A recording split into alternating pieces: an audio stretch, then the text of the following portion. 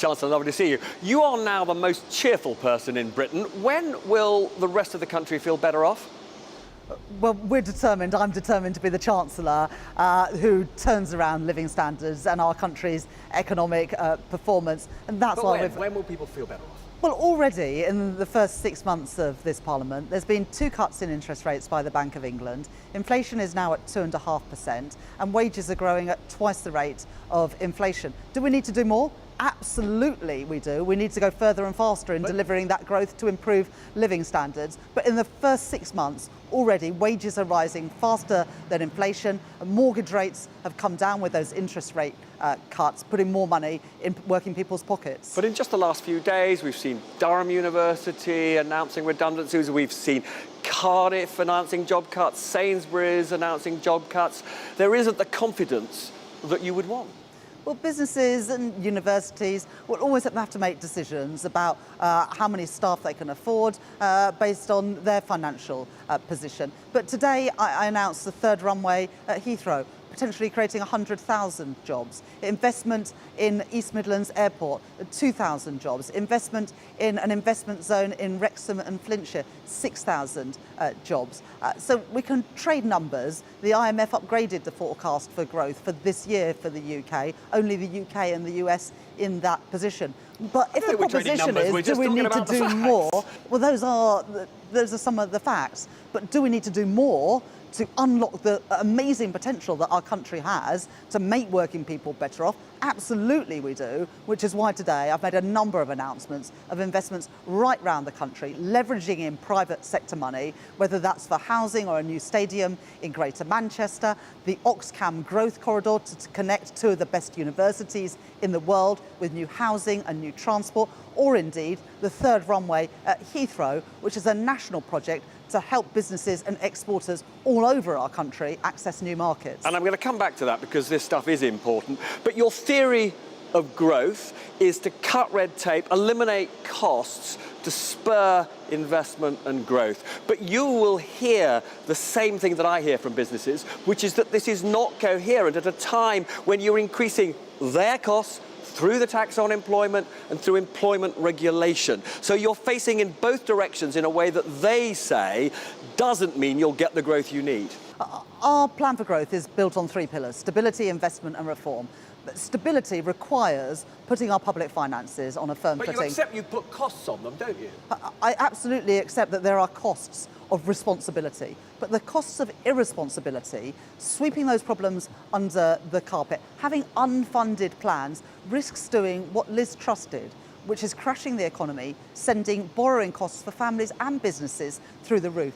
I will never play fast and loose with the public finances, because when you do so, it's ordinary workers and businesses that pay the price. So yes, I had to make difficult decisions. We know that, Chancellor, but you will also have been told, you heard this in Davos, for example, that they say that the employment regulations should at least be phased in over a longer period because they are onerous at a time when you want them to invest more. Well, we continue to work with business to make sure that we get those employment regulations right.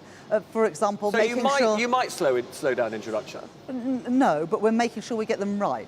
So, for example, having probation periods so that an employer can take a risk on a new employee and know that if it doesn't work out, they can move on.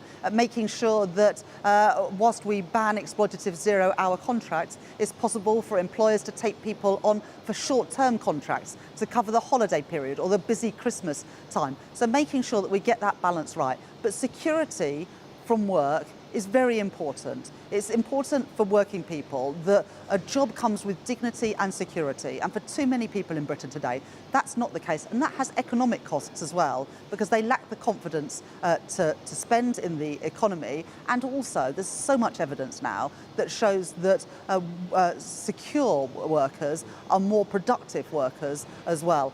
So we will continue with that legislation, but always working with business to make sure we get that balance right. Now, I've lost count of the number of times you've told me you're the Green Chancellor, but with the decision to allow the Heathrow third runway, you're the sooty brown Chancellor now, aren't you?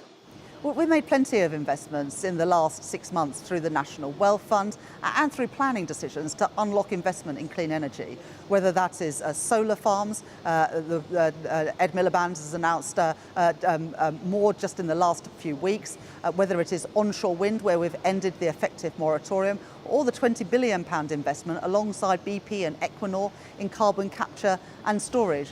When it comes to air travel, sustainable aviation and economic growth go hand in hand. We've already introduced a mandate for sustainable aviation fuel. Today I announced £63 million of investment in creating a revenue certainty mechanism to help boost the production of that sustainable aviation fuel in the UK. And the evidence suggests that that can reduce carbon emissions from flying by 70%. So that's what I mean by saying that sustainable aviation and economic growth do go hand in hand. I mean, there are some who are saying that in a sense this is gesture economics, in the sense that you're not even going to get a proposal from Heathrow till the summer. I mean, you may turn out to be the longest serving Chancellor in history, but you're not going to really be, you can't realistically expect to be in the job when the third runway opens. So this summer we've asked for proposals to come forward. We want to sign a development consent order in this Parliament, and we want to see Spades. So when will we see the runway operating in your expectation? We'll bring the plans will come forward this summer. 10 but because years, of the 15 years, 20 years? Well, look, it will be up to Heathrow to set out their plans. This is a private investment. But what we've said to Heathrow is our planning reforms and our support for the third runway means that we can make progress. There hasn't been a new runway bill in the UK since the 1940s. That is absolutely ridiculous. And it speaks to the failure of our country over many years now to build the infrastructure that we need. We're going to do things differently. We're reforming the planning system, reforming the regulation system, so that big projects like this can actually get off the ground and the planes can take off. Now, as you say, the case for joining up Oxford and Cambridge economically is overwhelming, but it is also a very wealthy part of the country. Have you given up on the ambition to reduce the wealth gap between north and south? Well, just look at what I announced in the budget, the upgrade of the Transpennine route between Manchester and York via Leeds. But you accept this will increase inequality within the UK, whatever the economic benefits? If we were doing it on its own, but we're not doing it on its own. We're upgrading the Transpennine route, electrifications of train lines in the north of England, investing in mass transit in West Yorkshire, where I'm an MP. In Leeds, it's the only major city in Europe that doesn't have any sort of mass transit system. We want to change that as the government. So this is not on its own Oxford-Cam growth corridor. This is alongside other investments in other parts of the country. But these two great universities are huge assets to the United Kingdom, are two of the best universities in the world, just 60 odd miles apart, and yet it takes 2.5 hours to get between those two cities on public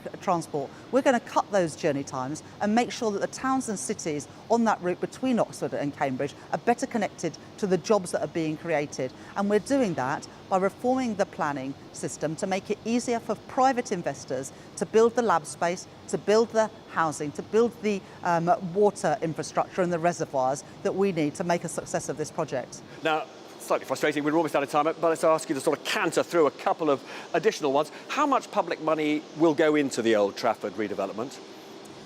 That's a scheme that Andy Burnham is leading on, sure. So I can't give you the exact number for that. But roughly, do you have a rough idea of how much public money?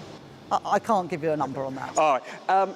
In 2 days' time, you'll probably know, it'll be 5 years since we left the European Union. Again, businesses will have said to you what they say to me is they want us to rejoin the customs union and the single market. Why won't you do that?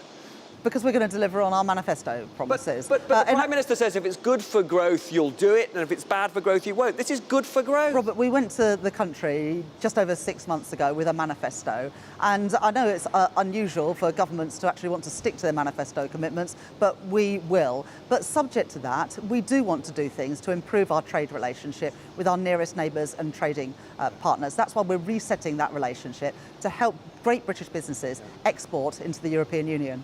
Now, unfortunately, I've been doing this job rather too long, and I've never known a Prime Minister being forced to declare confidence in a Chancellor so soon after he gave her the job. What did you do wrong? Well, I think I've outlived a number of my predecessors in this role. I think one of them survived for only 40 days. But look, Kira and me are a strong team working Would you accept together. you made the odd mistake? Well, look, I'm trying to turn around this economy. It's not an easy job. We've had 14 years of lacklustre economic performance.